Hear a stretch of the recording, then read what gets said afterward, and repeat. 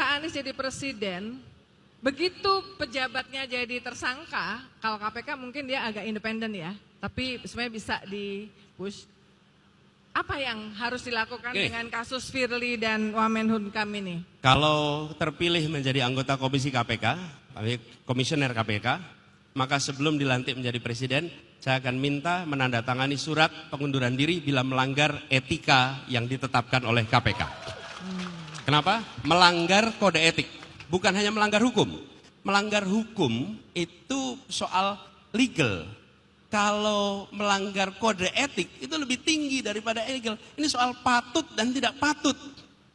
Dan kalau memimpin KPK, standarnya bukan legal atau melanggar apa tidak, aturan hukum.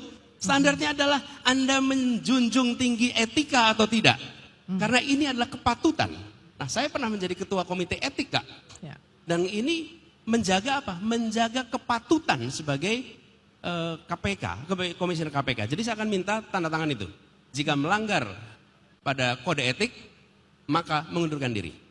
Nah, ini perlu kita jaga. Jadi belum jadi tersangka hukum, baru kode etik, udah langsung. Kenapa? Karena ini adalah badan yang menjaga Republik ini dari korupsi-korupsi yang berdasarkan pada keserakahan.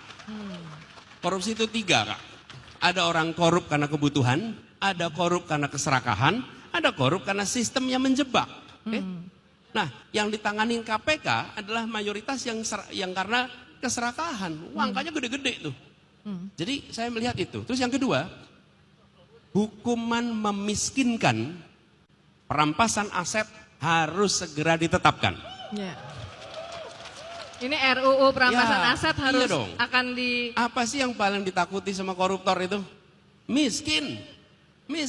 Loh, kalau dia korup sekian puluh triliun, puluh miliar, ratus miliar, terus dihukum berapa tahun, terus ketika pulang rumahnya lebih bagus, mobilnya bagus, seumur hidup punya simpenan, ya dihitung-hitung kalau kerja sih impas itu tahanannya. Tapi kalau dia pulang dan gak punya apa-apa, mikir 2 kali untuk korupsi. Menurut saya itu harus kita kerjakan.